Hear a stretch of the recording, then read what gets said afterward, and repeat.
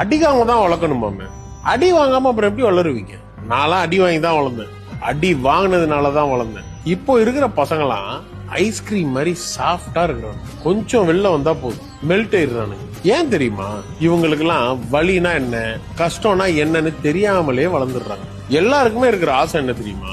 அம்பானி மாதிரி சக்சஸ்ஃபுல்லா ஆகணும். அதுக்கு இவனுங்க என்ன பண்றானுங்கன்னா, சக்சஸ்ஃபுல்லா இருக்கிற ஆளுங்க பண்ற எல்லாத்தையும் பண்றானுங்க. இந்த ரிச்சா ட்ரெஸ் போடுறது, பந்தாவா இந்த கார் வாங்குறது, பெரிய பெரிய கெஃபே ஸ்டார் ஹோட்டல்னு போய் மீட் பண்றது, இதெல்லாம் பண்ணா நீ சக்சஸ்ஃபுல்லாம் கிடையாது. உண்மையாவே நீ சக்சஸ்ஃபுல் ஆகணும்னா, சக்சஸ்ஃபுல் பர்சன் அன்சக்சஸ்ஃபுல்லா இருக்கும்போது என்ன பண்ணாரோ அதை நீ பண்ணணும்.